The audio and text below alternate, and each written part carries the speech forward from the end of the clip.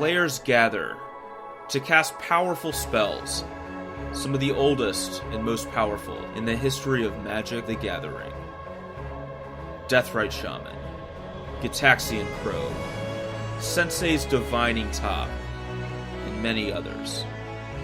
Battling head-to-head in brutal combat, they all have one thing in common: to uphold their legacy and the search for eternal glory.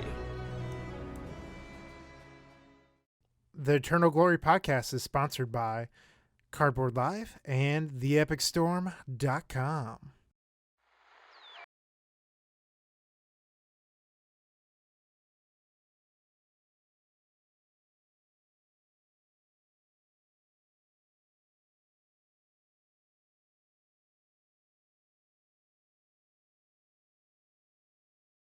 And welcome to episode 3 of the Eternal Glory podcast. My name is Anurag Das, and I'm joined by Bryant Cook and Wilson Hunter. Today we have a very special guest for you guys. His name is Jerry Me. You all know him from Leaving a Legacy. Jerry, how you doing?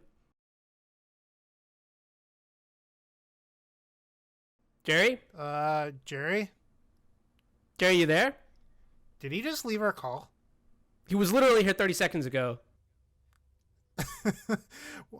He left our call. All right. Well, how you guys doing? How have you been the last 2 weeks? I feel like a lot has happened. Last week was probably one of the most exciting tournaments in all of Magic the Gathering, the Mythic Invitational with a $1 million prize pool, and we saw Andrea Mengucci, the Legacy Video Master himself, take it all. But behind the shadows, I think a very special someone was working on making the stream actually just fantastic to watch. Mr. Wilson Hunter, tell me about your experience. I heard Cardboard Live made it big. It was great.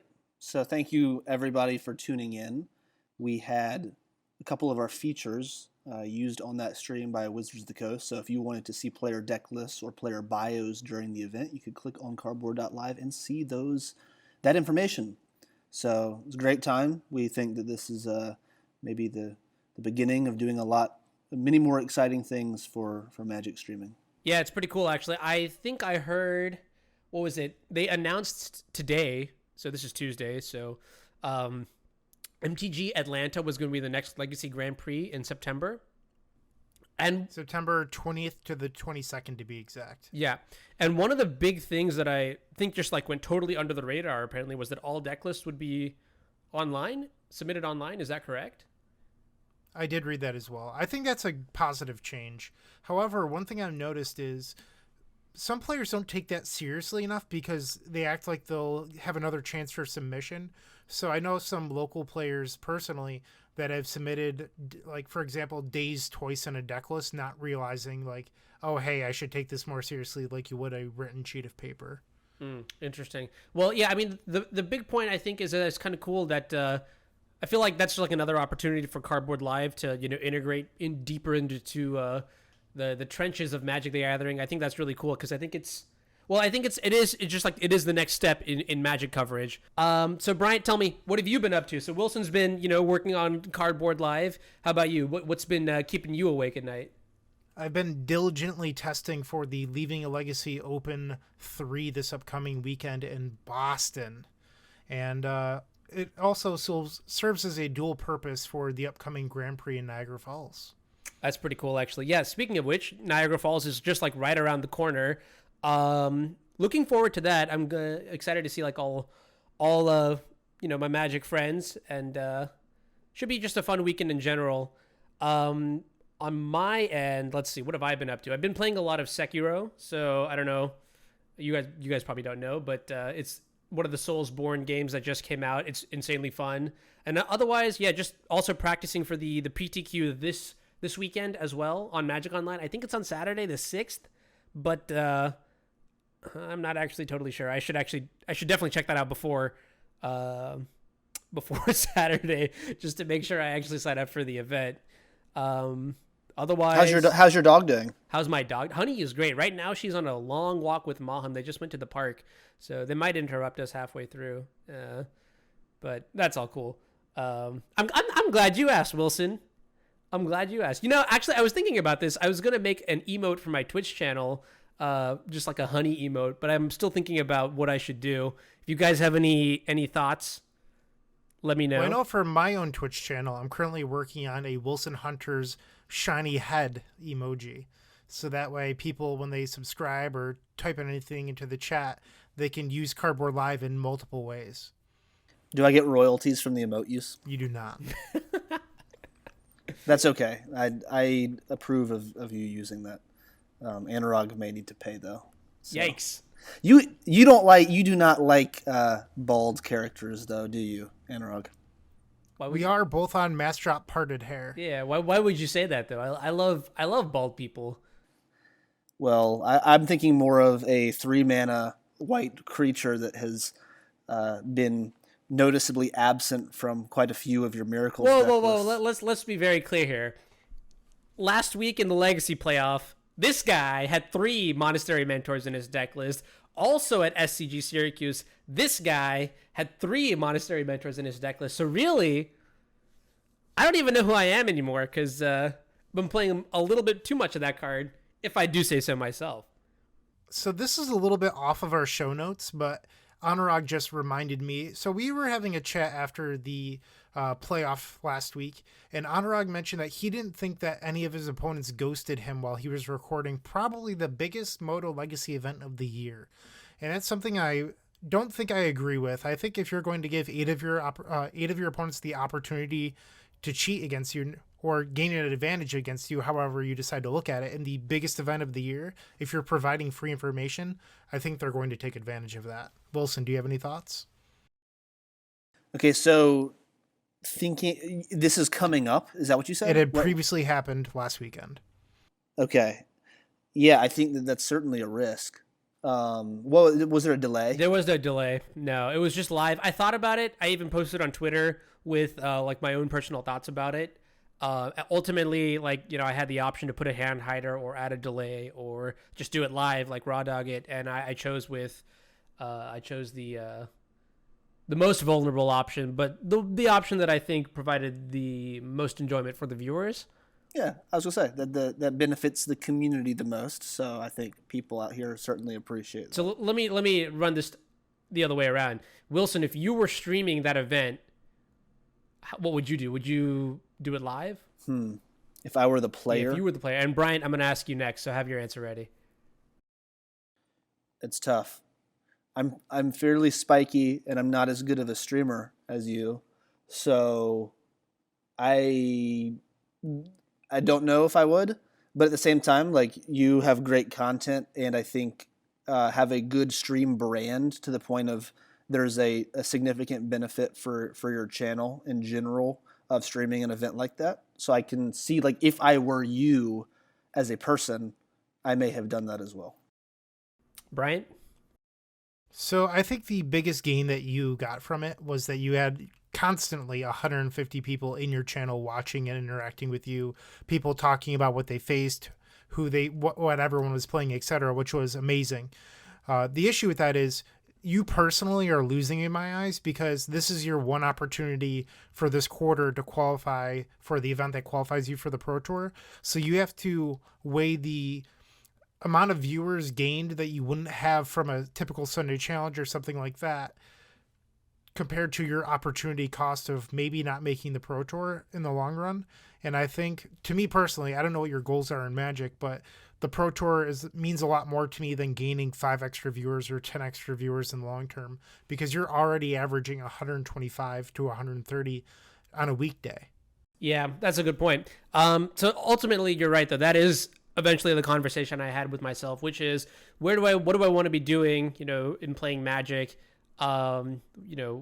What do I see? Where do I see myself in like a few years or even like the end of this year or whatever? And I kind of realized that streaming is the most important thing to me right now, more important than competitive events and things like that, to the point where I might not even play in Niagara Falls if I get an opportunity to do some coverage related things. And I don't know, that's like just me going deep. Like that shows you like the sort of vision I have for myself. But anyways, that's a different topic for a different day. But yeah, that's a. Yeah, go ahead. I would love to see you having conversations with yourselves. Oh, well, they're mostly like inside my head kind of thing. I don't actually like sit in front of a mirror and be like, yo, what's up? Not much, dude. What about you? You know what I mean? Like I'm almost that crazy, but not there yet. The best thinking is done in the shower. It's a fact.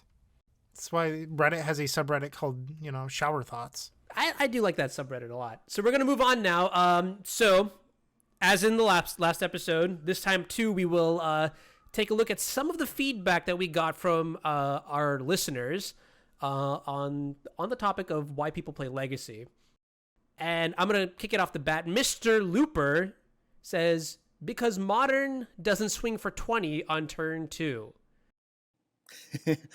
I wonder what kind of player Mr. Looper is. Yeah, I always feel like Magic, there's like a degree of like the meme where it's just like Magic is zero sum, like one person is having all the fun, whether it's through like Chalice of the Void or like Counterbalance or Blood Moon or some insert you can't play Magic card here. Yeah, like making a 2020, that turns sideways on turn 2 is one of those forms. So I definitely understand that like Legacy and to a degree like Vintage too are like the formats where you get to do some of the most busted things.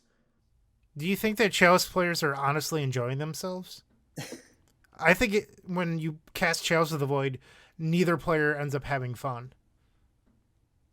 This is coming from the Storm player, by the way. No bias, right? No. I mean, I've talked to a lot of Chalice players, and they don't find their decks to be, that entertaining. Interesting. Well, I can see that Turbo Depths would be a fun deck in general. I think it's cool that it has gotten better in Legacy in the last couple of years. It is a combo deck that wins in the red zone, and I think there is a fun element of that, whether or not objectively that makes a lot of sense. Something like Sneak and Show even. I know Bryant's over there just like never able to, he's certainly not able to relate to the sentiment. Actually, I don't know. You like the palming the 20 goblins and just turning your whole arm on the table, don't you? I do. Yeah, so you can sort of relate. So the next Reddit comment is, it's the only format where you can play Chub Still without making a complete fool of yourself. Okay. From Julian Knob. Ethical question. What is Chub Still? It's Chub Toad and Standstill. It was a really bad meme. It's like it was a former Private Stompy. It was after the Minotaur deck. I'm surprised you know this. Also kind of impressed that you know this, but okay. There's a Minotaur themed meme on MTG The Source where all the moderators, this was probably like 10 years ago, all bought into the meme of calling a deck Thunderbluff and adding it to the deck to beat section. It was a Minotaur-based deck with Didgeridoo, and they added in a fake card named Anaba Grunt, and Chub Still was the second coming of this meme. Okay, nice. Well, okay, yeah, and so the last comment we have is from RyScott85. So much nostalgia. One thing I garnered from this is a lot of us started playing because we're super competitive, yet cerebral. A bunch of stuff about Pros Bloom. What? Yeah, sorry. Yeah, he had a lot of great comments about combo decks, Pros Bloom, and some other things. But okay, yeah. Anurag, do you know what Pros Bloom is? No. You don't know what Pros Bloom is? Mike Long? Yeah. Dude, Mike Long is from the city of Charlottesville, Virginia, where I currently live. I don't know what any of this is. What is Pros Bloom? Pros Bloom is Prosperous Bloom, I believe the card is called. Plus, you would run Prosperity. Cadaverous Bloom. Cadaverous Bloom, I'm sorry. But you would run Prosperity, which is the Pros part. So each player would draw X. The way that Cavernous Bloom is, you would discard a card and add 2 mana, and eventually you just drain life your opponent for a ton. It also ran Squandered Resources, and one of the urban legends of Magic is that Mike Long won a game without a drain life in his deck because his opponent conceded. That's hilarious. Mike Bloom was like the original combo guy. He was a Pro Tour fixture, but also a huge cheater. He was a really big deal back in the 90s. I see. For a long time after, I pun not intended, but when the Tendrils decks first came out, they were all called Long after Mike Long. He also owned the local card shop. He co-owned it in Charlottesville with somebody else, and one day he just up and left and took all of the Power 9 and the entire inventory. Oh, wow. Sort of big crazy. yikes. All right, well, that's interesting to know, I guess. Anyways, back to the quote. So, super competitive yet super cerebral. I grew up with this game, and God willing, I'll be able to teach my son, who's 10 months old, and watch him enter legacy tournaments one day. That's awesome.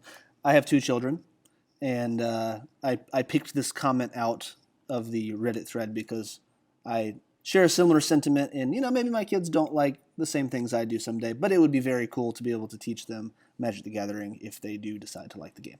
Uncle Bryant is going to make them Phillies fans. Oh, good heavens. Good heavens. Yeah, I don't know. That's kind of cool too. I mean, I didn't actually get the luxury of, or I didn't get the benefit to play like back in the day, I guess, in air quotes. So a lot of the history of Magic is like lost on me. It's actually really cool from like, I don't know, from my perspective, looking at other like older veteran players, like for example, like Jarvis Yu, right? Like a lot of the time, like, we randomly like talk about cards and things and like interactions, and he'll just be like, yeah, I remember like, back in the standard day when I used to play with so and so. And I was like, wait, what? You actually did? Playing with all sorts of cards. So it's I think that sort of nostalgic factor is kind of cool. Like even to like a lesser degree, like me getting to harken back to, like, I don't know, just like cards like Top, Cruise, Ban, all those sort of formats. It's not necessarily the exact same thing that, Rice Scott is talking about, but I think nostalgia is like really big, and it's like a heartwarming or wholesome kind of thing, so that's pretty cool. So we're going to move into the first topic of the day, and that is data. I prefer data. You prefer data. All right. I was about, literally, it was the first thing on my mind. Is it data or data? Is that an ethical question? So we're going to go around the table, I guess. I'm going to start with Wilson. How do you track and how do you use data? Well, I prefer data, but for Legacy, I don't track it, and I don't know. I was giggling because they're starting with me because I made these show notes and I made this nice little section for them to fill in their thoughts, and that section is still blank upon the recording of the show. But anyways, I guess our listeners never had to know that, but they do now. So for Legacy data tracking, I don't really do it. I spent a large portion of my college life doing this and obsessing over deck lists and mapping out archetypes. I like to look at the metagame and data that other people have collected via resources like The Source or great content websites. Sometimes theepicstorm.com has nice data on some of the articles, which is cool. And then create a game plan based off of those results. So in terms of tracking my own data, don't really do it. But this will lead into a conversation we have later, which is about mapping out a sideboard plan for the expected field. And that is something that I do like to spend a lot of time doing. Now, I was involved with helping, I guess, add my results to a spreadsheet for Pro Tour limited testing. And I thought that was definitely interesting data because it was sort of in a closed group where there's a lot of good players reporting the results, and it's data that you couldn't really access at that point in the format. So I thought that was incredibly helpful. And yeah, so that's been my experience. Yeah, all right. So okay, that's an interesting take, Wilson. Brian, how do you feel about data?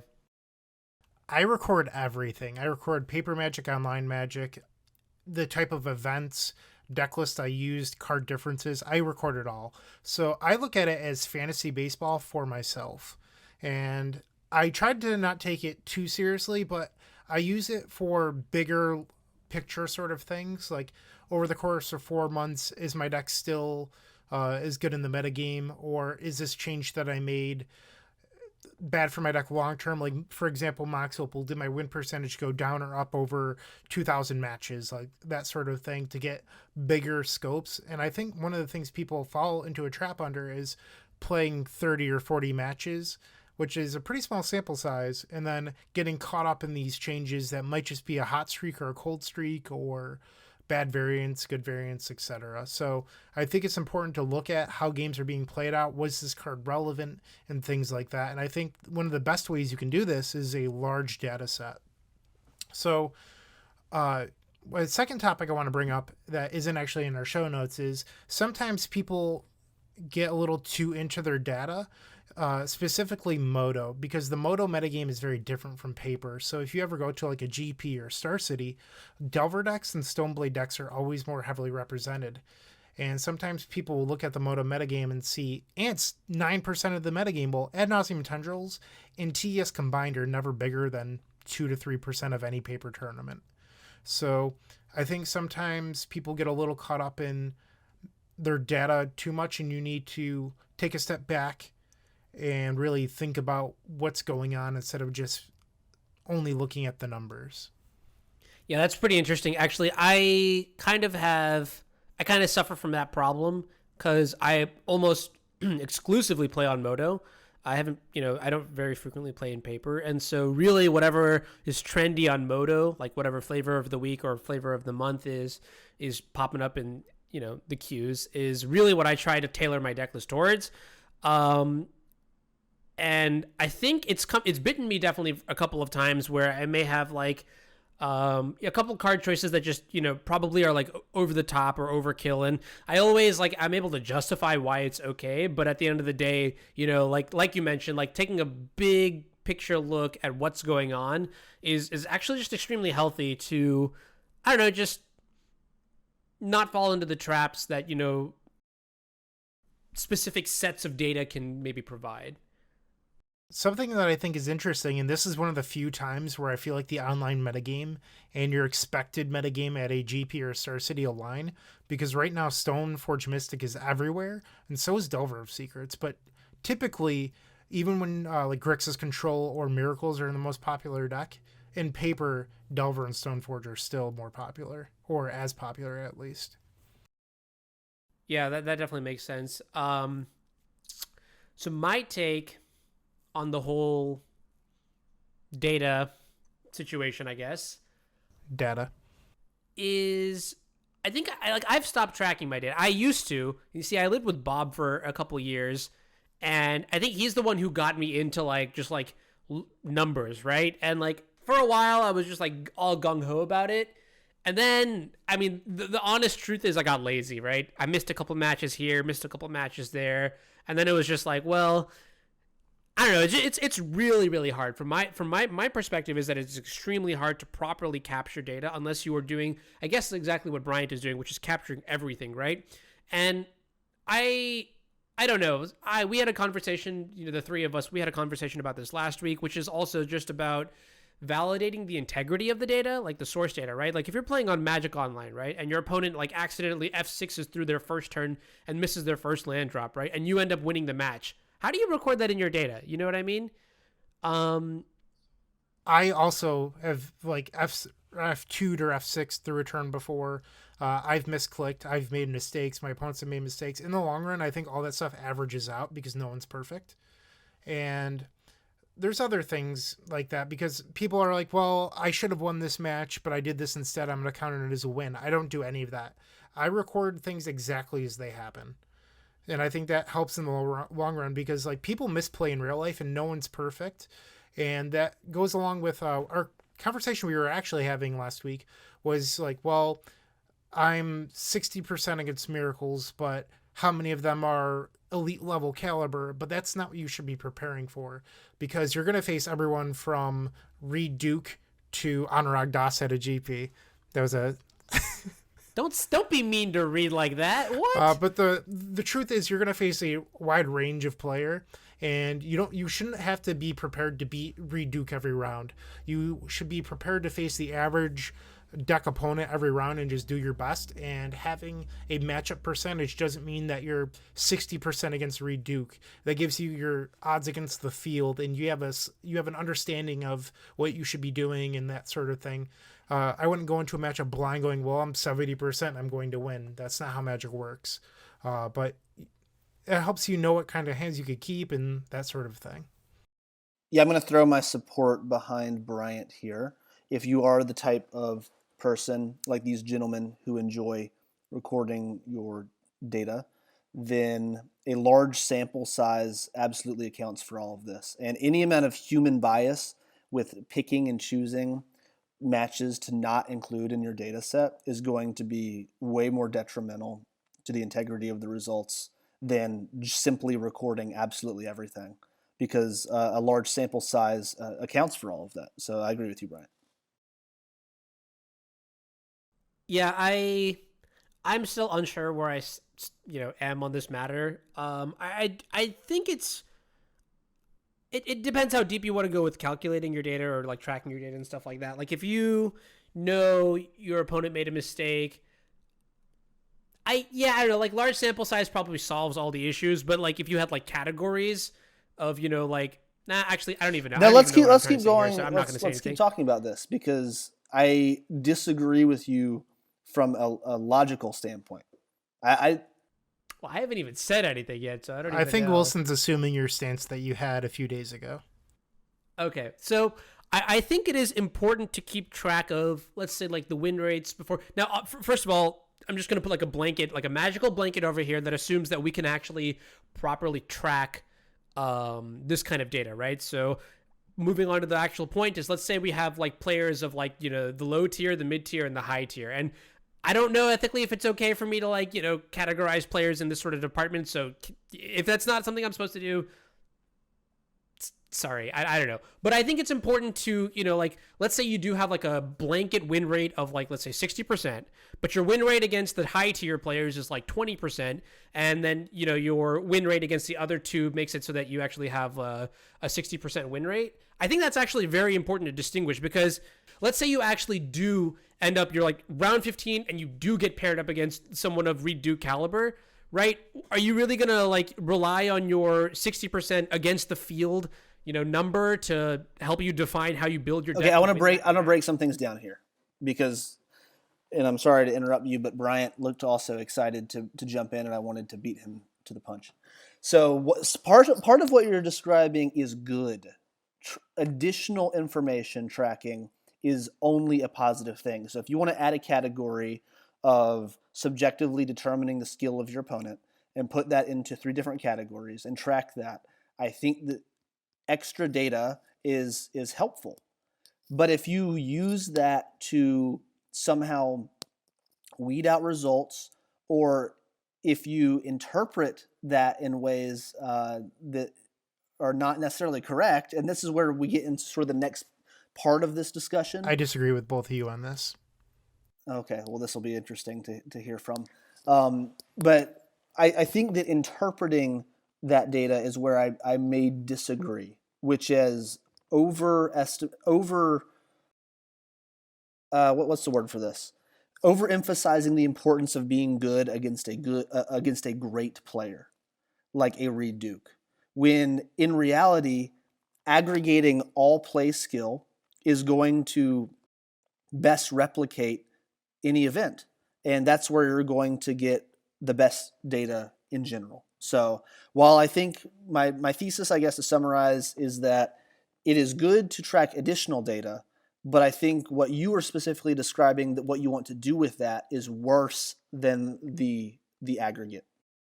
So my stance on what Anurag just said is, I don't like adding in human bias into your data, because who are you to judge how good somebody else is? That has nothing to do with the matchup itself. And in the long term, when you have enough data, you're not going to be 60% against Miracles, but you're 0-2 against Reed, for example. But you beat everyone else, and now you're 60% or whatever. Because if, like, for example, I have 94 matches against Miracles since the banning of Deathrite Shaman and Probe.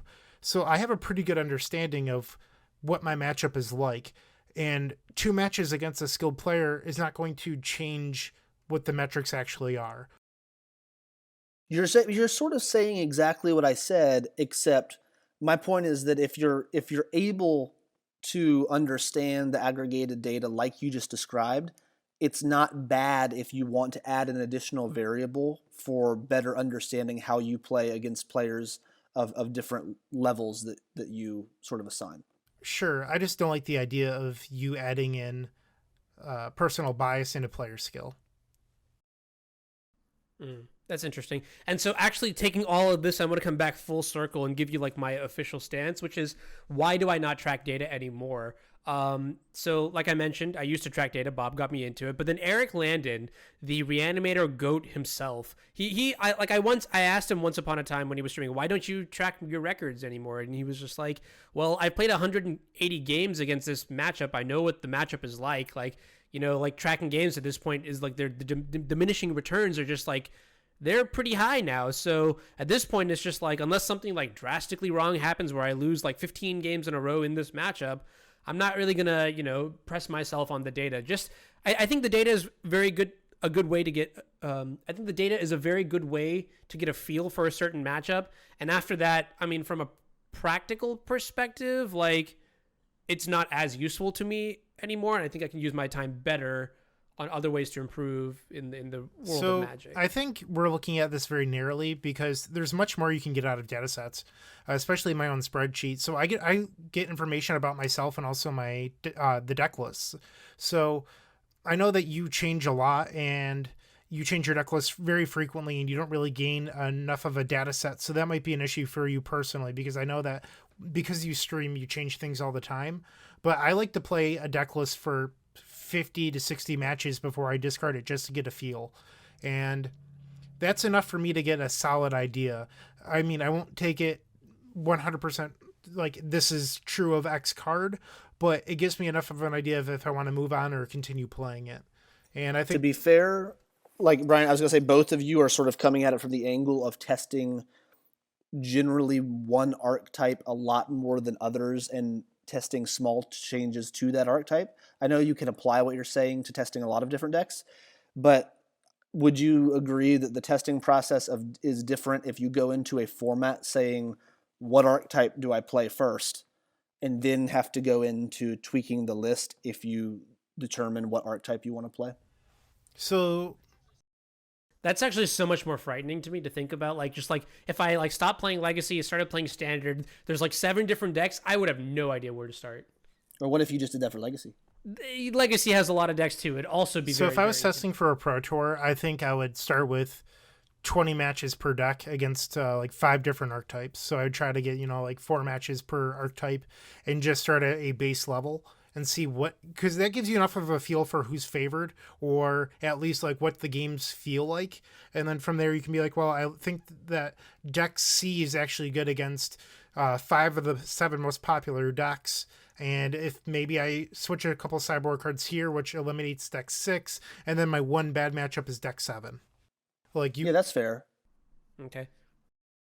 So real quick, I'll give it back to you, Wilson. But on the show notes, it says just on a line by itself, bad uses of data. So what I think this means is in this segment, we also want to talk about some of the traps that you could run into when you're analyzing data. And so let's try and leverage some of these points into our discussion.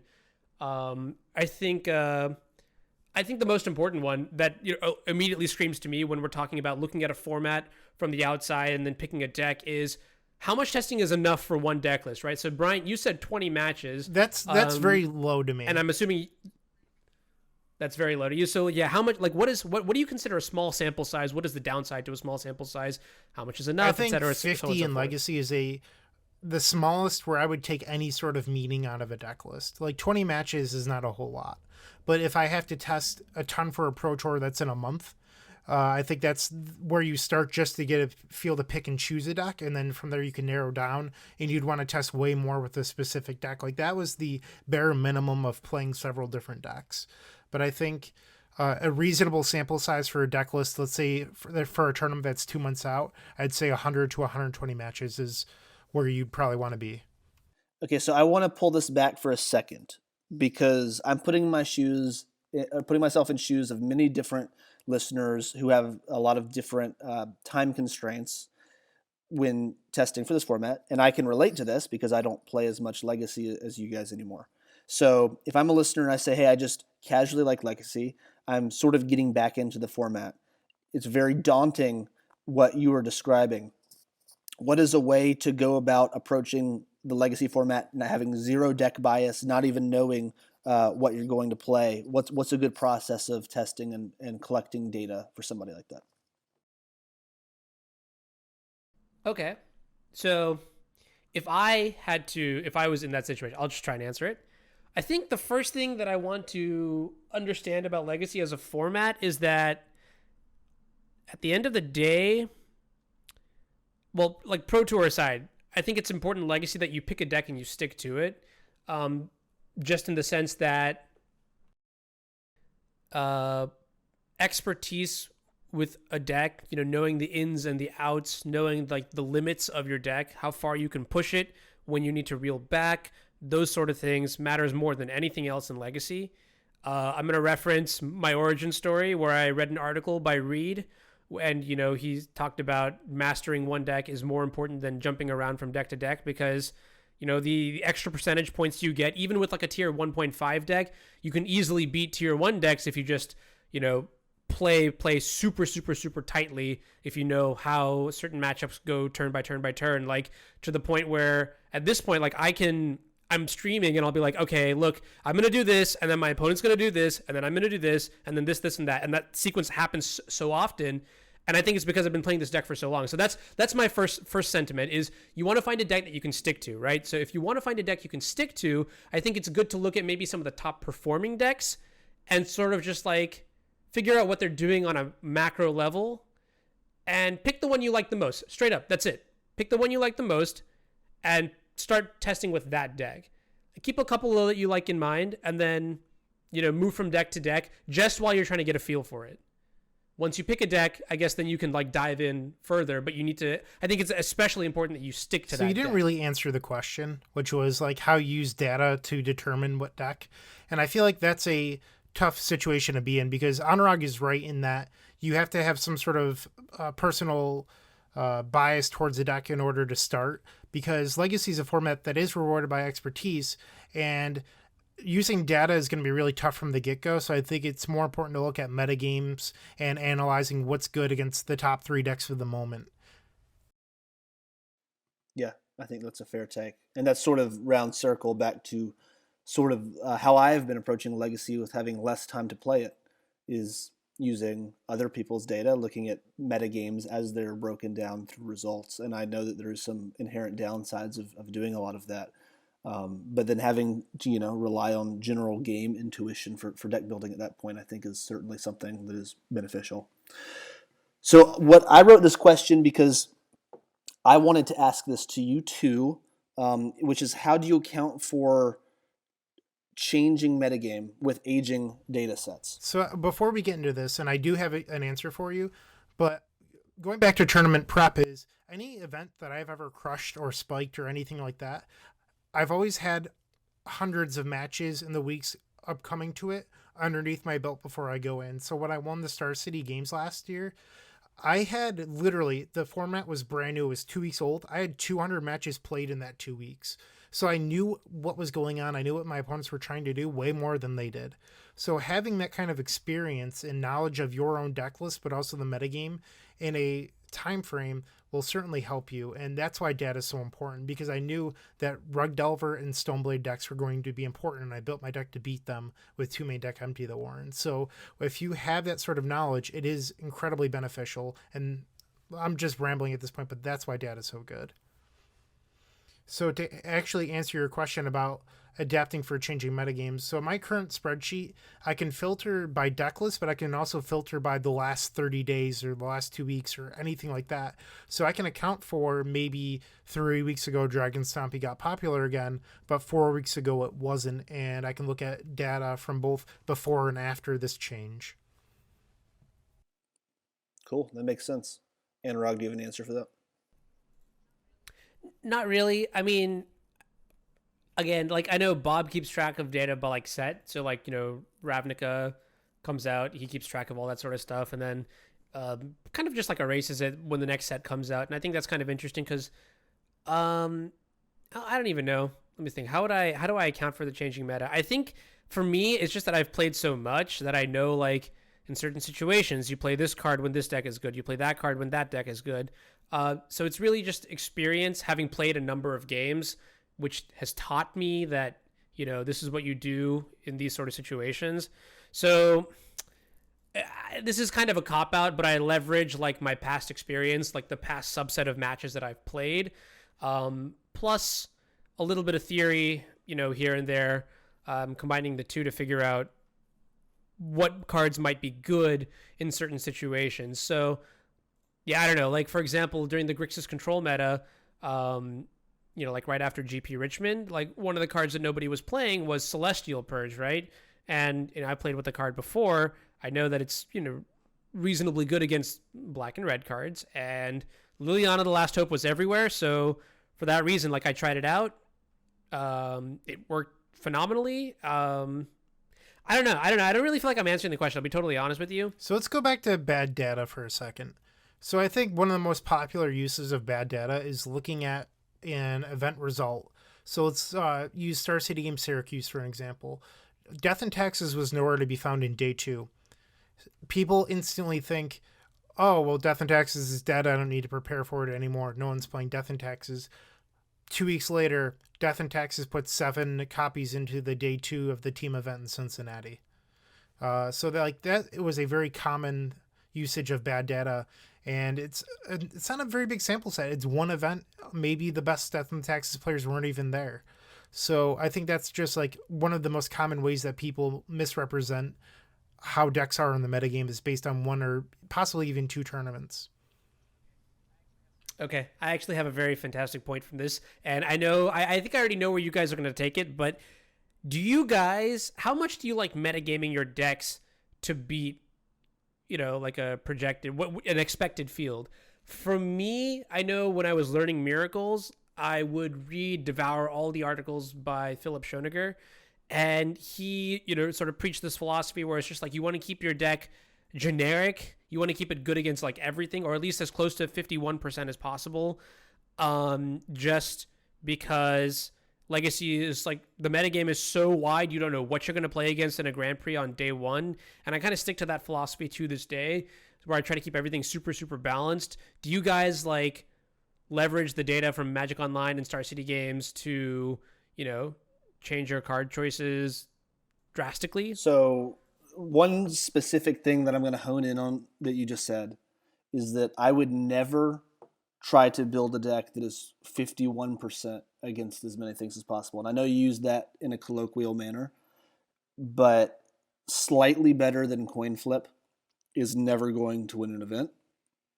So I would say, but I agree with the general sentiment of what you're saying, which is you can leverage the general power of a deck plus your play skill in order to be generally the same amount of better against a field, rather than overcompensating for certain archetypes, which could actually hurt you because you really are overcompensating for it. So I like to look at it as sort of like what you said about 51%, might be more like 71%.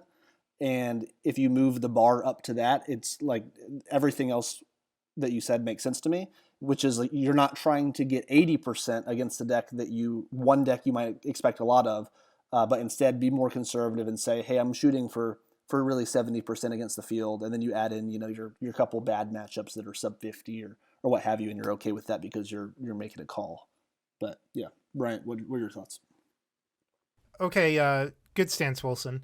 So I think one of the things that you should be doing is realizing that over a 15-round event like a Grand Prix or a Star City Games Open, is that even if a deck is super popular, let's use Grixis Phoenix from a couple weeks ago, is you might face it twice. And that's if it's popular that weekend. You could face it once or even 0 because Legacy has so many decks. So I don't like over sideboarding for any specific archetype or even a couple archetypes. So like, for example, I wouldn't run Dread of Night if Death and Taxes picked up. I would just try to run more generic cards that happen to be good in several matchups. So I'd probably run more cards like Echoing Truth or Chain of Vapor or something like that. So if I don't face Death and Taxes that weekend, it's still good against lands or Eldrazi or something along those lines.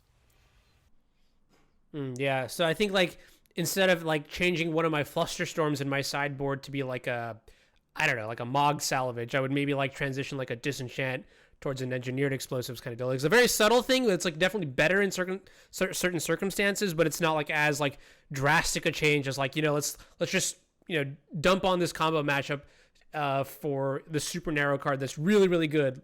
Like a high variance card, I guess. The idea is that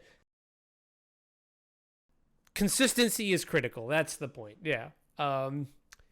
All right. That's pretty interesting. All right, do you guys want to talk about correlation/causation or when we did bad interpretations of good data just now? Correlation and causation, or do you want to move on to the next one? Community's perception. That's all, Wilson. I don't really have anything to say about this at the moment.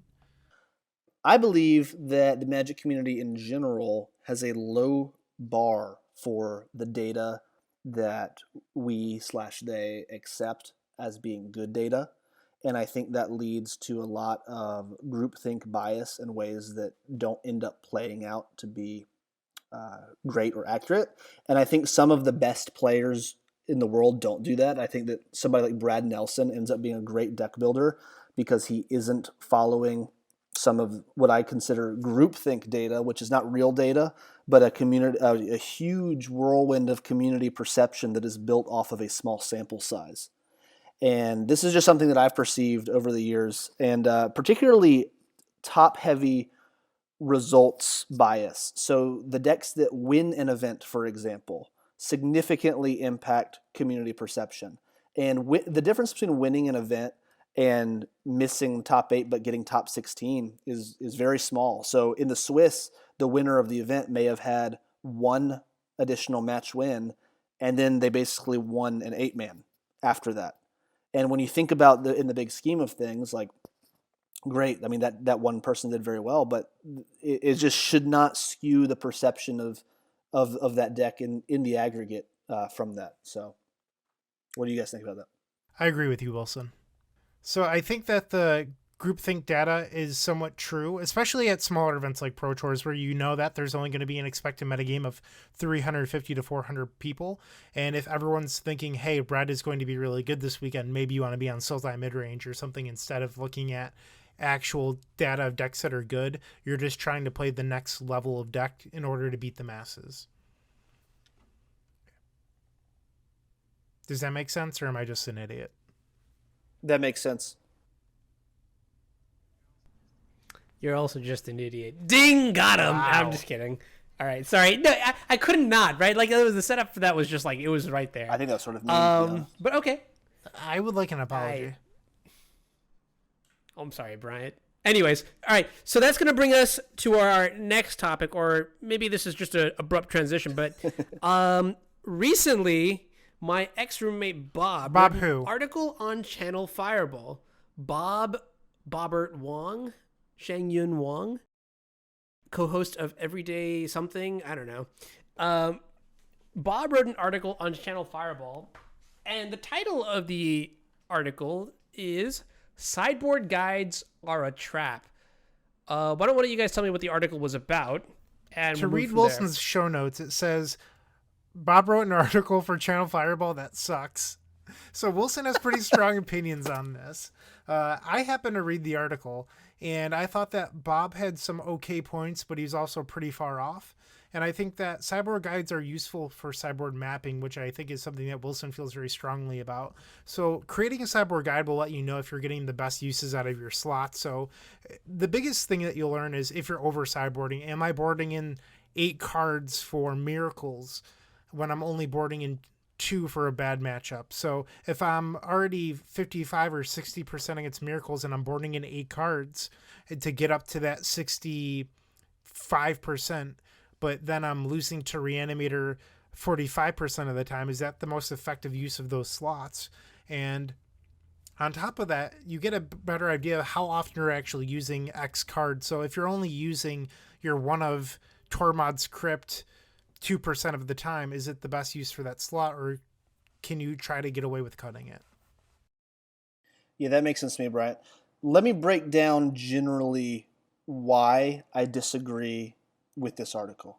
And by the way, I wanted to talk about this because the article received such positive community reception, and we're friends with Bob. So I think it's worth having an interesting conversation here, and I haven't seen a single negative word spoken about this article up until now.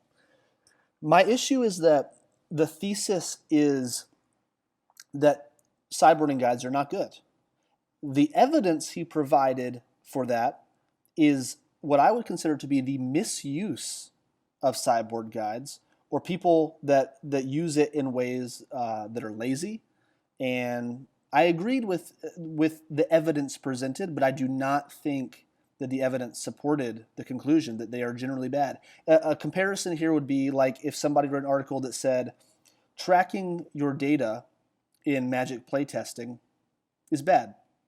And then the evidence they used were a laundry list of ways that people incorrectly track and incorrectly use data. So let me get now into specifics of what I think the problem is.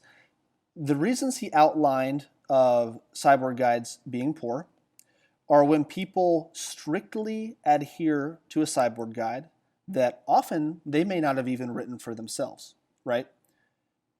I agree that those are oftentimes places where people are hurt by sideboard guides. But here's where a sideboard guide can be fantastic for you. And that is if you use a sideboard guide and sideboard mapping to build your deck to begin with. And the reason for that is that it helps determine the slots that are needed for a variety of different matchups, different decks that attack on different axes in the format. You know, I like thinking about Legacy in that way, whether it's Chalice/Stompy decks, Merit Lage decks, Storm combo decks. I mean, there's all these different sort of categories of decks. And if you can map out your sideboard in a way where you're bringing out totally dead cards at a minimum for cards that have high impact in all of the popular matchups in the format, I think that's a very good start. And then from there, you can get into doing some weighted averages and some interesting things. I mean, you can go deep on it mathematically, but in general, even if you're doing it based on intuition, you're doing this mathematical process of weighting card upgrades. And when I see people who sort of take shortcuts on sideboard mapping, I see people who have to, leave in Terminus against Sneak and Show. Or something or what have you. Maybe Anurag will jump in here and give us some good reason why you should leave in Terminus against Sneak and Show. No, I'm against that. I'm so against that was just a random and extreme example to point out sideboard mapping has a reason here. And if you map out your sideboard with a guide that you can generally follow for an event, you are going to have a much better constructed deck list, and you will have a better game plan when you sit down and look at your sideboard and you don't feel like you're necessarily starting from square one because you've already planned it out. So all that being said, I disagree with the thesis of Bob's article, but I think that I agree with the vast majority of the points he made within the article. Yeah, and I think sideboard guides are also useful. So first of all, I just want to take a step backwards and talk about one of the most impactful articles that helps me build my deck every time. It was an article by Zvi Mauschwitz, where he introduces the concept of elephanting. And for the listeners, elephanting is basically where you look at a bunch of matchups that you want to beat. So let's say like Death and Taxes, Grixis Delver, Grixis Control, or whatever, some Storm deck, right? And you look at the deck list from a perspective not of the pre-board game, but of the post-board game. So you say to yourself, what is the best 60 cards I can put together for this matchup, right? So, I might have like 4 Swords to Plowshares, 5 Sweepers against Death and Taxes. Against Storm, I might try to have like 3 Flusterstorms, all my forces, more counter spells, that kind of thing. Then you consolidate all the individual 60-card post-board deck lists that you make, and you see like, all right, well, if theoretically, these are all the cards that I would be sideboarding, and you get an idea of how much your deck is stretched to cover all these sort of matchups. And that, I think, is a really good way to sort of develop not only, this like forming a sideboard guide this way is probably really good for mostly just figuring out what you want to be doing in each matchup post-board, what your game plan is. So that's just like another utility of creating a sideboard guide, just reverse engineering one through elephanting that I think is pretty useful. Why is it elephanting? I don't know. You know what? I kind of just like listened to him in the article and just assumed that it was like, that's just like what it's called, like it could be wrong. He could have said like flamencoing, and I'd be like, all right, yeah, it's just flamencoing. But, well, at the time, Call the Herd was a very new and powerful card when Odyssey came out, so. Oh, so you're familiar with this concept? No, I'm making up an excuse. Damn it. Well, you got me there. Speaking of Call of the Herd, do you guys know the card Hidden Herd? It is a 3/3 for 1 green I'm mana. well aware. I have no idea what this green card is. And it's an enchantment. I think the card is amazing. But I just wanted to plug Hidden Herd there for a second. No, but Wilson, hold Anurag, yourself. yeah, go on. Sorry. I'm allowed to talk too. Yeah. It's a 3-person Go podcast, for and it. I would like some airtime. You're a Mets fan. Go on. Wow. So I love the fans of the Epic Storm, and one of the things, or one of my gripes with the Storm community sometimes, and this could be said for many Magic communities, is sometimes I feel like we get a little bit too lazy in just accepting things other people say.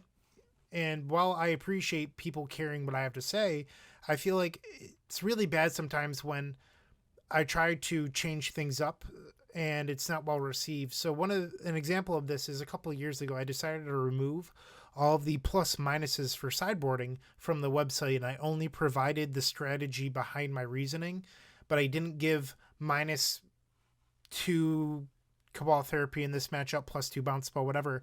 I didn't write that down. And what ended up happening is in the Storm groups, people were just asking for plus-minus lists because I wasn't providing them. And people weren't interested in learning. They just wanted to know how to play at that exact moment. And all they wanted was something to jam into their sideboard. And long-term, this isn't good for them. But you can't make everyone happy, and you can't force everyone to learn. So it's an issue with sideboard guides, is because sometimes people don't want to learn how to play against X deck. They just want something for an event or whatever. But I don't think that this is the best way of going about getting better. Yeah, I think sideboard guides are like a good starting point, right? But you always want to keep track of like, and I think this is maybe Bob mentioned this too, like flexibility is definitely crucial. Like in the Reed versus Alex Masterson matchup, right? Like Reed adapted his sideboarding on the fly. You always want to be able to do that. And to do that, you need to know how certain matchups play out. No, I'm trying to say, what I'm trying to say is like, you want to use the sideboard guide as a starting point, and that'll teach you how to be flexible, right? But without that starting point, like it's really, really tough to I mean, it's a lot harder for someone to just like reinvent the wheel and learn everything from the start. Sure. I'll conclude by saying sideboard guides are not a trap. You can use them in ways that are bad, or you can entrap yourself. But sideboard guides are wonderful tools that can be used for wonderful things. Cool. So I think the last topic we may want to talk about is theory versus testing. And this is going to be a last segment, a quick segment. Bryant, you introduced this. I see Wilson is stretching in the background because I know we had a heated discussion a while ago. All right, so I'll actually never mind. I'll introduce it. Whoa, so, hold on. I'm going to introduce this. You're going to introduce this. So this first came up when Wilson and I were teammates for Grand Prix Toronto last year, where we talked about how there's two different types of players in Magic. There's players that are very strong with theory, and then there are players that must test everything in order to get a strong understanding. And how Wilson and I both consider ourselves to be theory-based players, or at least I think at the time we did. While I do a lot of testing and grinding out matches, I can look at something and understand why it doesn't work in a certain deck because I've played against that deck X amount of times or something like that. So basically, a lot of these theory testings come from having a strong understanding of the format and strong understanding of all of the decks in the format. So you don't need to know when you look at a card like Engineered Explosives isn't as good in a 2-color deck or things like that. I know it seems like common sense, but it's not, because people make these mistakes all the time. And can I add something to that, Bryant? Theory and testing are not totally separate. I mean, we have this set up here in the notes as they're versus each other, but you can have better theory, a better intuitive understanding of the game from a lot of testing. Testing supports the intuitive ability to make judgments on new cards. Where this really becomes a debate is testing something new after you have a lot of previous experience in testing versus being able to weigh theory on that new thing when you have experience. Okay, is that a reasonable clarification of what we're talking about? Yeah, I think so. So Anurag, I know that you've been scratching to talk about the next docket, and it's a part of what we're saying. So why don't you introduce it, and I'll quit talking.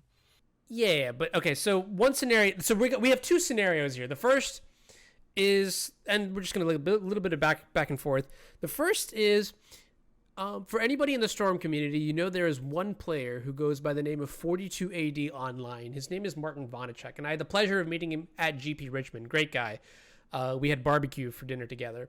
And I know there was one time where Wilson was on stream with, I forget who it was, but they got paired up against Martin.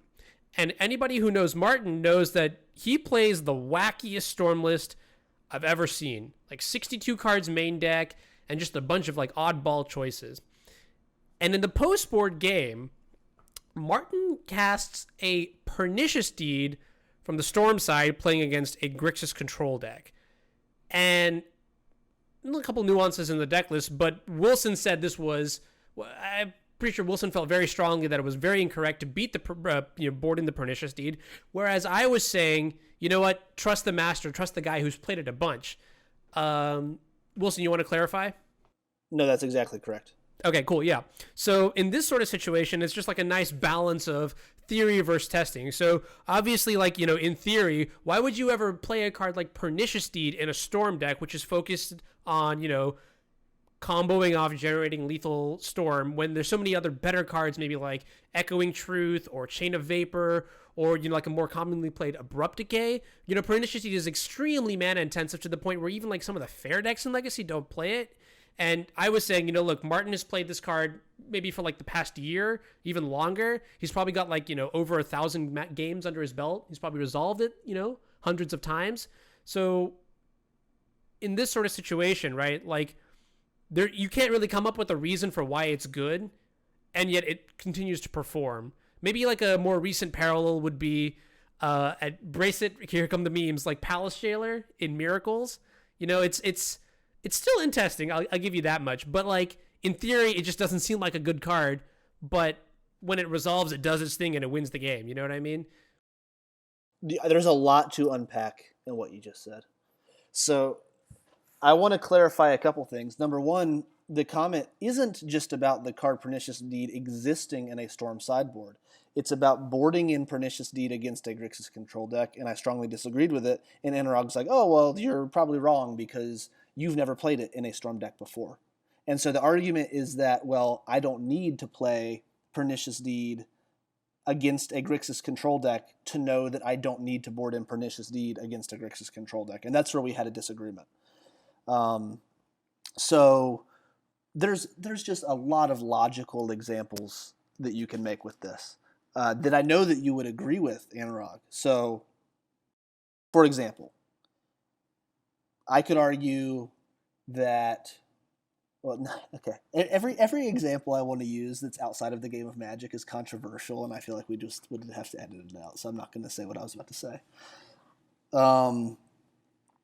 We went down this rabbit hole, right? And I said, Anurag, would you ever play Goblin Guide in Miracles?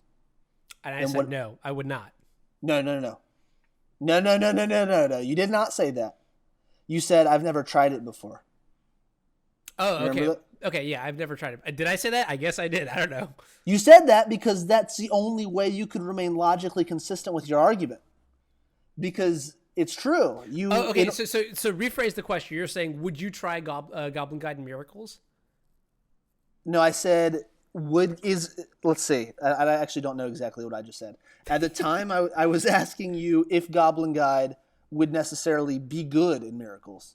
Okay, what did I say? You said you don't know because you hadn't tried it before, because it was in the context of me trying to make a point that you don't need to try a card necessarily to intuitively know that it's not good in an archetype. Okay, sure. Right? So you reasonably had to say that in order to have the very firm stance that you have to try a card to know it's not good. Now, that's an extreme example, but it's the exact same line of thought. I know that Goblin Guide would not be good in Miracles. Why do I know that? Because intuitively, I understand how Miracles works. I understand what it's trying to do. I know what the card Goblin Guide does. And I've played enough Legacy to understand that that would be a terrible card to add to a Miracles deck. And I don't have to try it. Okay, and that's totally reasonable, I think.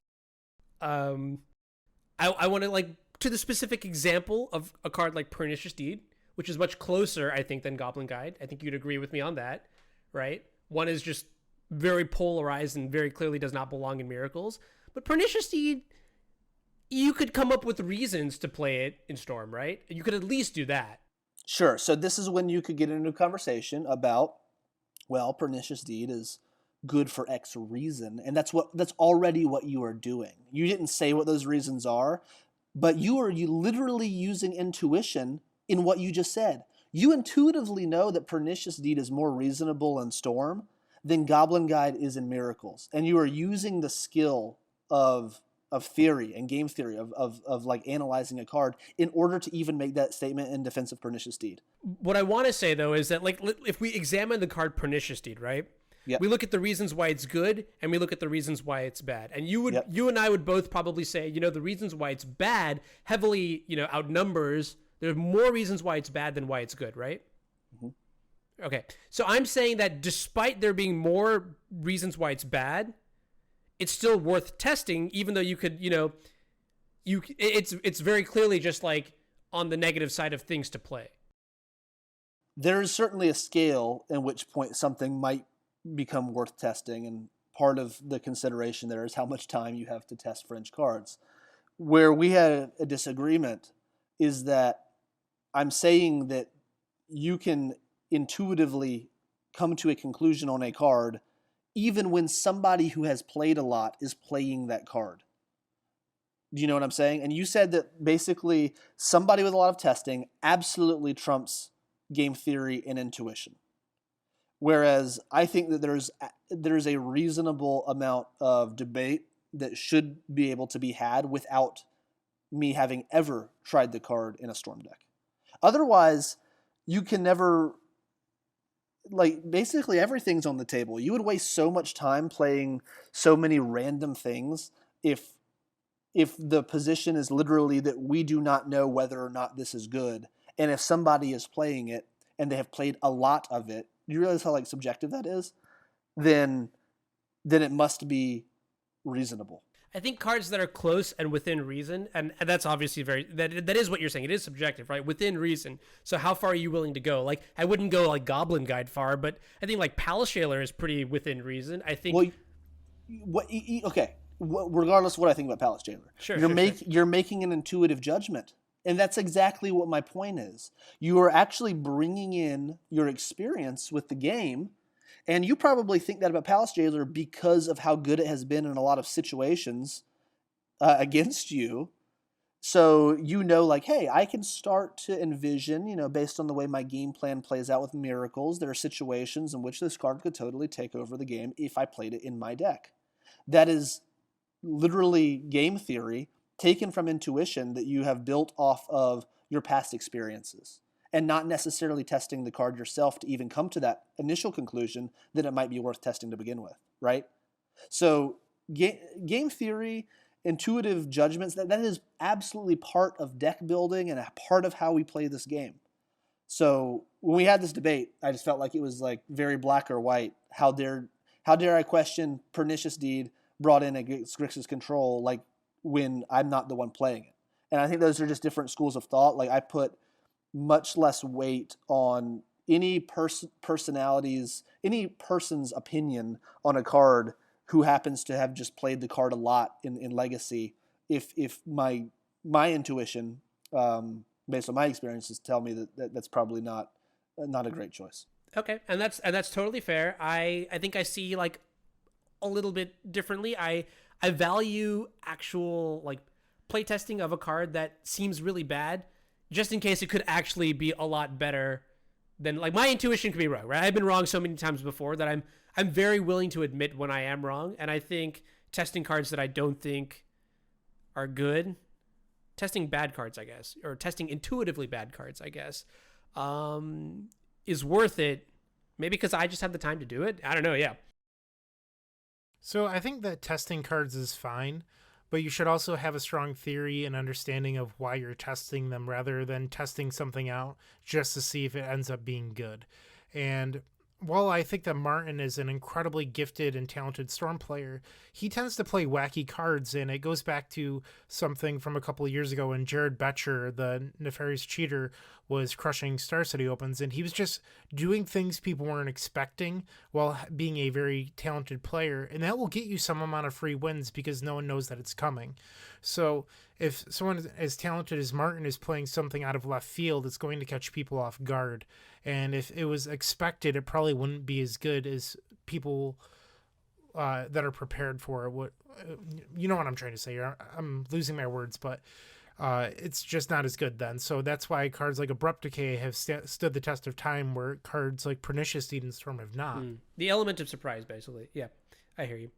But related to this, the second point that we want to talk about is a card that was recently spoiled for, was it War for the Spark? 1 blue and a white. Teferi, what is it? Time something? Teferi Time Raveler. So it's 1 blue and a white for loyalty, and it has a number of effects. You can check it out on mythicspoiler.com. I think when it was first released, when it was spoiled the day before yesterday or whatever, everyone was super hyped up about it. And then Wilson took a look at this card. And Wilson, what was your reaction? Doesn't look very good. Yes. Yeah. So how do we feel? Why is this an interesting card to look at? Well, you tell me first. What makes you really excited about it, Anurag? Okay, cool. So I think the first line, I'm just going to read it. Each opponent can cast spells only at any time they could cast a sorcery. Super powerful in the context of a deck like Miracles, just because, this is a deck that one of the most powerful ways to combat it, counter magic, or, like steal tempo with a card like Abrupt Decay, for example, that we can't respond to. Turning off those sort of avenues is very, very powerful and can lead to future snowball turns in combination with it having 4 loyalty. So cards like Lightning Bolt aren't even good against it. So it's reasonably resilient. Okay, stop real quick. Sure. What would you pay for an enchantment that has the static ability that you just described? By itself? By itself. And nothing else? Nothing else. What would it take for you to play that card in the main deck of your Legacy Miracles deck? How much would it have to cost? As an enchantment that could never be attacked or bolted. I probably wouldn't play it even if it was 0 CMC. Okay. So maybe if it was 0. Maybe that's kind of busted. No, I think that's reasonable. So continue. Okay. And I think the -3 effect is something that the Miracles deck is desperately seeking for in a format where players have evolved their decks to basically stop the Miracles player from playing Magic between cards like Choke and Chalice and things like that. Can you please tell us, or tell the viewer, what the -3 effect is instead of just saying? Sorry, so the -3 is return up to 1 target artifact, creature, or enchantment to its owner's hand, draw a card. Okay, so I think we're on 3 different levels of why this card is playable. Anurag is someone who's always very excited to test new things and try new things out, which is fantastic because, let's be honest, somebody has to do the legwork for the rest of the community. Wilson, a little bit of a, I don't know, pessimist here. He just got a shit-eating grin. He likes being negative and shutting things down from the get-go. But I think he's got strong theory behind why this card isn't good, which he'll tell us about in a few minutes, and I'm in the middle. So I can see both sides of why this card is playable, because having a versatile main deck card to answer problematic permanents, because sometimes your opponents do play cards that are troublesome, for lack of a better term, in your game 1, and having a card like Council's Judgment or this new Teferi allow you to get out of sticky situations. The problem that I've seen across the internet the last few days is that people are talking about cutting cards like Council's Judgment for this new Teferi. And I think you can't just look at it one for one without looking at the metagame. So one of the key reasons people play Council's Judgment is Trinium Nemesis, other Planeswalkers, and even Emrakul. And Teferi isn't exactly good against those 3 cards. Yeah. That's reasonable. That's interesting. Yeah. Anurag. Sure. What would you pay? What would it take for you to play a card that is a sorcery Mm-hmm. that says the text that you just read on Teferi By itself, by itself. I would probably pay 2 mana. Okay. You would main deck a blue. Bounce spell that bounced a permanent and drew a card. Okay, I wouldn't main deck it. I'd play it in my sideboard for sure, though. I would consider playing it in my sideboard. I wouldn't main deck it, but I would definitely. I don't think Boomerang draw a card would be legacy playable. As a sorcery. Oh, as a sorcery too. Okay. Well, that's what, yeah, I mean, because that's what this is. Okay, yeah. It would have to be like 1 mana then. Yeah. Well, no. Okay, no. That's just too broken though. 1 mana, bounce something, draw a card. If it was 2 mana, I would consider playing it, but I wouldn't lock it in. How about that? Okay. As a sorcery is the sorcery part breaks it actually. Sorcery 1 mana. Okay, it's between like 1.5 mana. That would be perfect. Okay. Reasonable. That's a reasonable answer. If it's 2 mana, let's say that a 2 mana card like that existed, do you think that the Legacy community would be saying that the printing of that card is totally going to change the format and basically break Legacy? A 2 mana printing of the -3 effect would not. No, that would not garner that reaction. I think it would be probably garner the community reaction of like, oh, this might be a neat utility card to put in. Probably my not Legacy even deck. that. You're right. I'm really glad that you just said that. Okay, so I'm sorry that I'm like interrupting and breaking into your point here, but I want you to make a case for why the combination of these abilities on a 3 mana sorcery speed Planeswalker becomes a card that you think will utterly change and shape the Legacy format. I think the fact that it's just a combination of all these cards, like you're asking me uniquely, if I have A, would it be good? If I have C, would it be good? Well, no, by themselves, it's just not enough, right? But the power level of A plus C plus B plus whatever is what makes it good enough, right? Okay. Like Council's judgment. That's very clearly the general argument, but let's break down what you think. So we didn't get into the last ability, right? Or did we? And I tuned out. It's like until the next, the +1, yeah. Okay. What would you pay for this? So can you read the +1? Sure. So it's until your next turn, you may cast sorcery spells as though they had flash. Okay. So this card already exists in Quicken without the draw card. Right. Would you ever play Quicken? Actually, you have, haven't you? I don't think I have. I think another pro, maybe in Santa Clara, played Quicken with Supreme Verdict. Okay, so Quicken is an instant that cantrips for one mana. It Right. has this effect, correct? Correct. Okay, so the combination of these 3 effects, what makes you think that that is the card that solves basically all the problems that this deck wants to solve? Or just actually tell us what your theory is of what this card does for, I guess, Miracles first. Okay. And then why it's like super good. So first of all, the primary effect that is appealing to me is the -3. The -3 frees me from Chalice, frees me from Choke for like maybe at least 1 turn. Plus it has draw a card tacked onto it, which is pretty absurd in my opinion. So how good is that? So you said that's the primary reason you like it? Yeah. Okay. And I think that's actually critical because that is just one of the biggest gaping holes in the deck, which is you just lose to artifacts and enchantments that don't naturally line up well, or that your answers like Swords to Plowshares and Terminus don't naturally line up well against.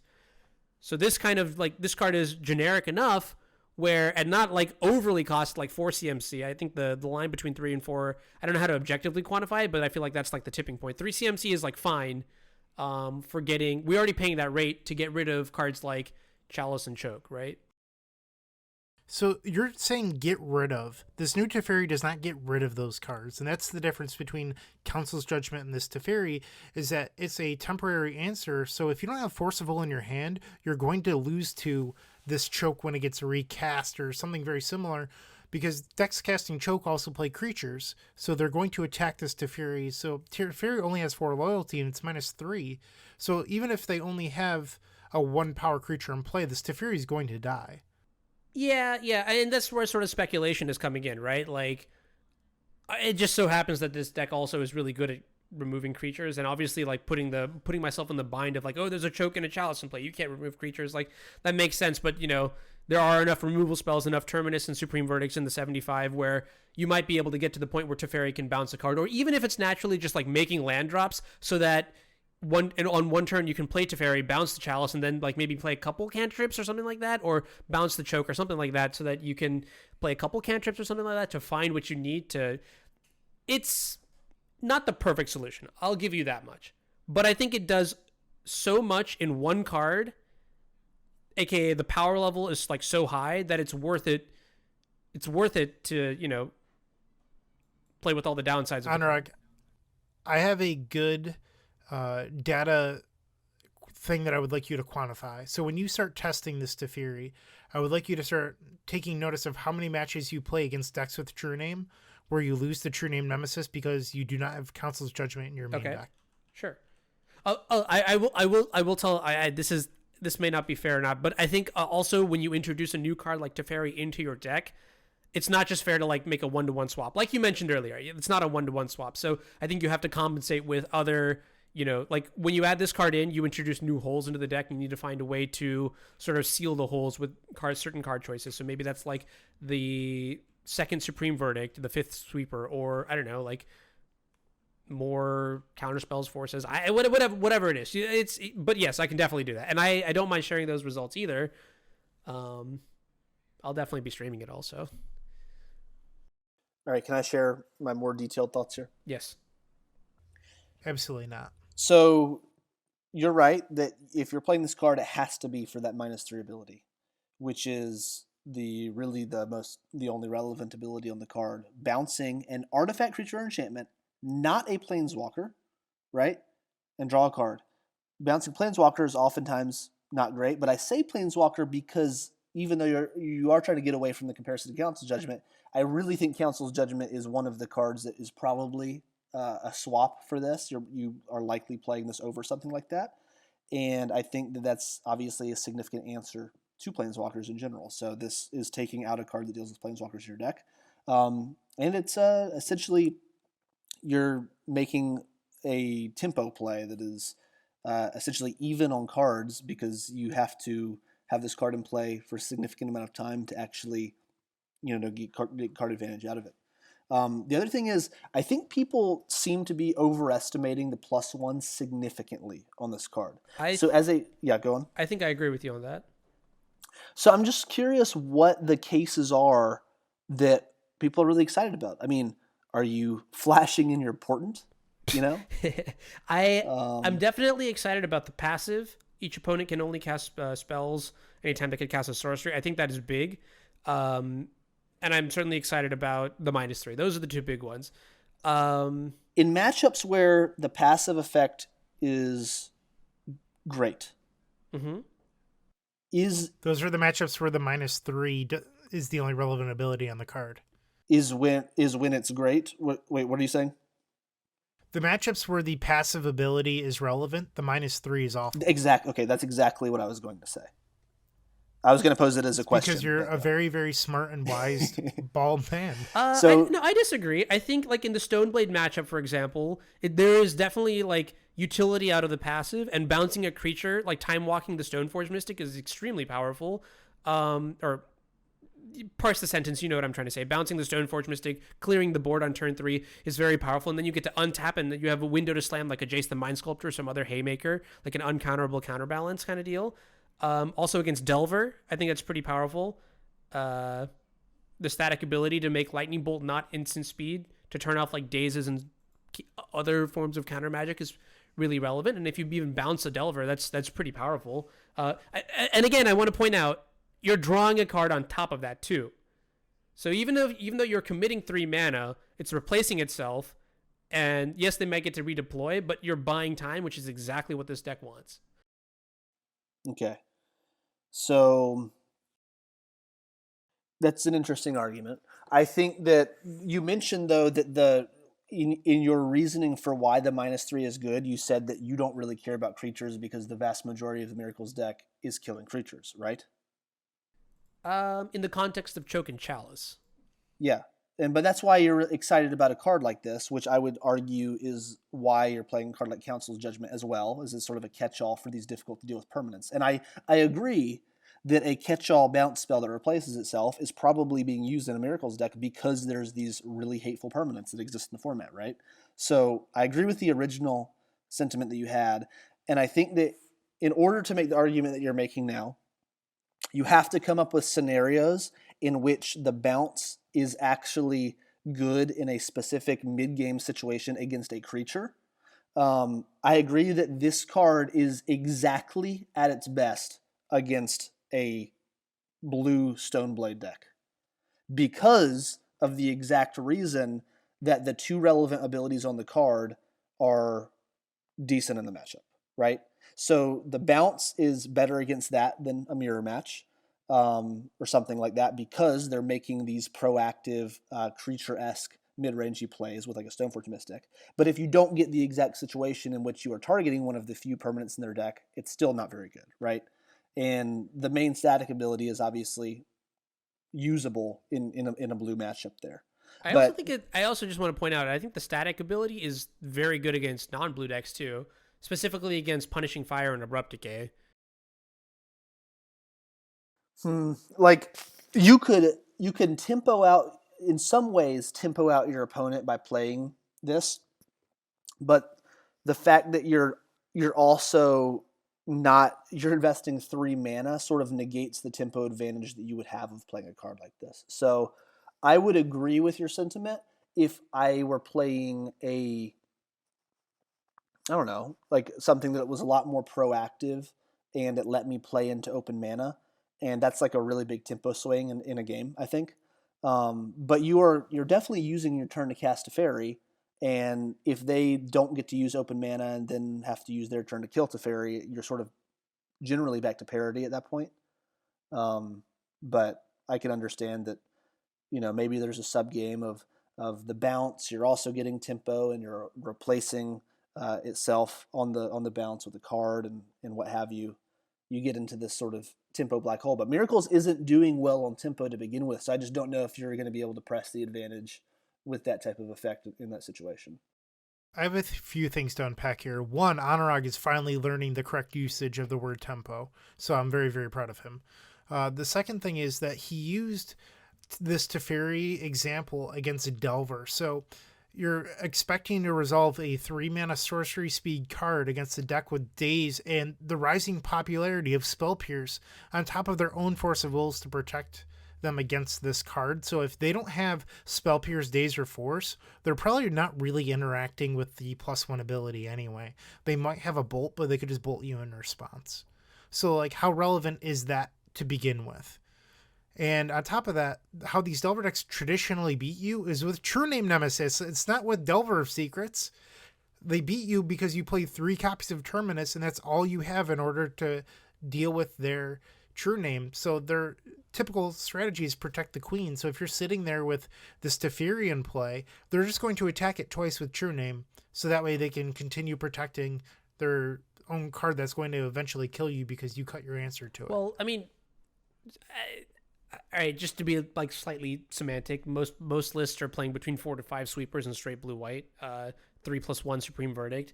But I do agree with you. Cutting Consul's Judgment for Teferi, does make you a little bit weaker to the True Names. The one upside, though, is that the few Terminus that you do have are almost certain to resolve when Teferi is in play, because your opponent, the card literally says they cannot counter it. Okay, it doesn't literally say that, but it basically says that your opponent cannot counter it. And yeah, I know it is a 3-mana spell, and that is one of the downsides. I mean, obviously, if they made it at 2 mana, the card would be ridiculous, and I don't think anyone would, even Wilson wouldn't, say otherwise to that. But if it was a 2-mana Planeswalker with the same abilities, yeah, I think that'd be a playable card with 4 loyalty.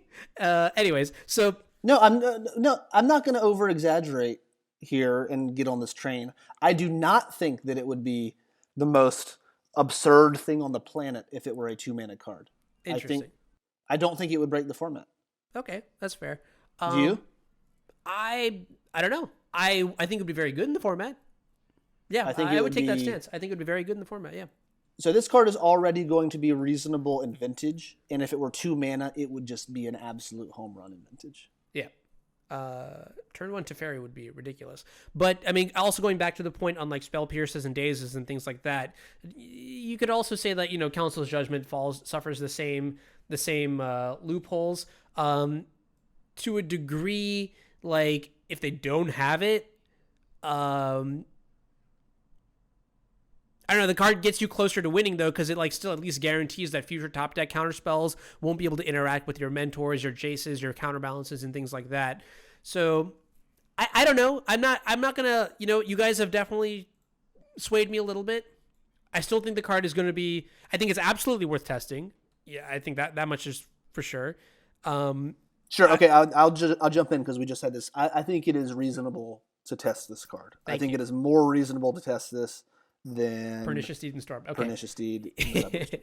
That being said, you know, maybe it's not the 9 or 10 out of 10 All-Star that I thought it was. It's maybe like a solid 7, 6.5. Maybe we'll see what the reality of the card is. But yeah. You know, thank you for being such a diplomatic and friendly guy. I'm always like that. I never take aggressive stances, or I That's why we never have the- publicly show my stuff, because that would be very inappropriate. Okay. Anurag, your hair is bad. Dang. You know what, Brian? I love you for who you are. And that's the end of that thought. Cool. So, guys, we're going to wrap it up here now. Thank you for listening. Look, we're going to try again. Jerry's going to be on this podcast one way or the other. It's going to happen. I don't think we should invite him back. I like Jerry. Shout out to the Leaving a Legacy Open this weekend. Bryant will be competing. I will be commentating. It will be streamed. And there's also another legacy event, paper legacy event that will be streamed on Sunday, I believe. It's at a place called Fire and Ice, a game store in LA. So this weekend, it sounds like there are back-to-back paper legacy events to watch on Twitch. Mm-hmm. And if you want to play Legacy, there's also the PTQ on Saturday. So, sorry, it might be on Sunday. Double check it. Do your homework. But it's this weekend for sure. And on that note, this is Anurag, Bryant, and Wilson checking out. We'll see you on the next episode. We'll see you on the next episode. We'll see you on the next episode.